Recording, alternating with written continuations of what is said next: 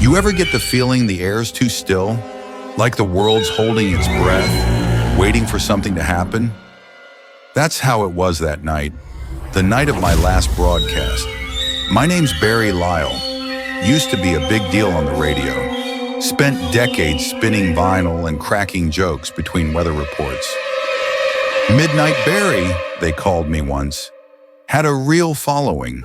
Women used to send perfume letters. Guys asked for dedications after breakups, birthdays, funerals. I was the voice people fell asleep to in half the county. But that was years ago. Now I'm 68, and my show's been bumped down to one lonely hour, midnight to 1 a.m., on a station no one listens to anymore. WZRD 93.5 FM. We used to be in the heart of downtown. Now we're in a crumbling brick box at the edge of town, just past the old train yard. The kind of place that always looks wet, even when it hasn't rained. That night, I remember thinking the hallway smelled like mold and copper, like something old and bleeding under the floorboards. But I figured it was just the plumbing. At 11:56 p.m., I unlocked the booth. Lights flickered overhead. The mic buzzed like it was nervous. I eased into my chair, popped on the headphones, and flipped the on-air switch. Good evening, folks. Midnight Barry here, keeping you company while the world sleeps, if it sleeps. Tonight's forecast, strange and getting stranger. I queued up some dusty jazz and leaned back, sipping bad vending machine coffee. At 12:08, the phone rang. No ID, just a soft click when I answered. There was silence. Then a voice. Do you remember what you did in 1983? I laughed, nervously maybe. That's a long time ago, friend.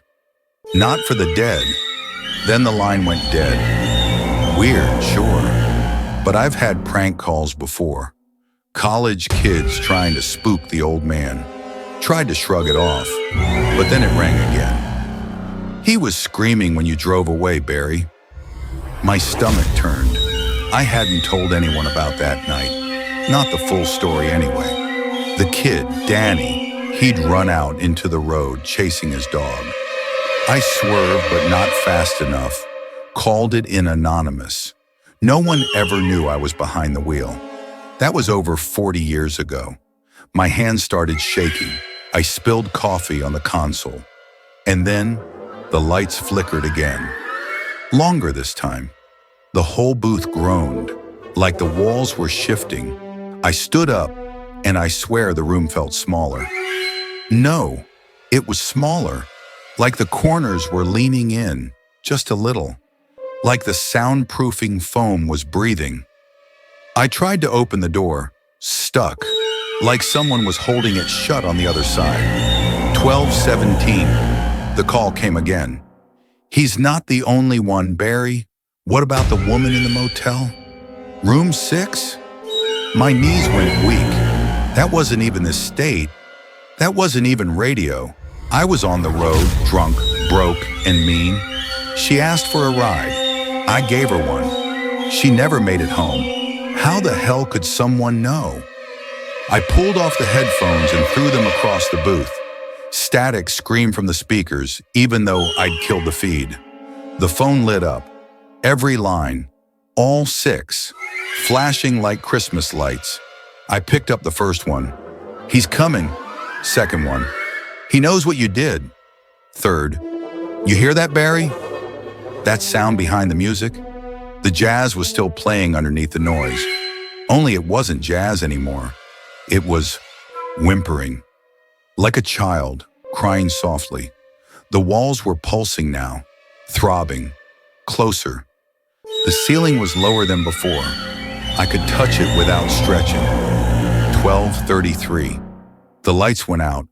Only the red on air sign stayed lit, and it flickered like it was bleeding.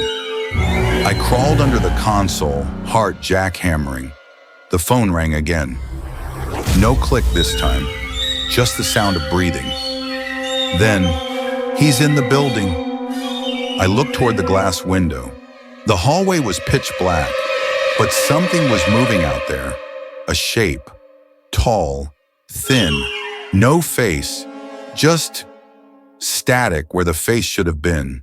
Like a TV with no signal. He stopped in front of the booth and tilted his head, then lifted one hand. The walls groaned and buckled inward. The soundproofing peeled away like skin. The mic hissed. The phone rang. One last time.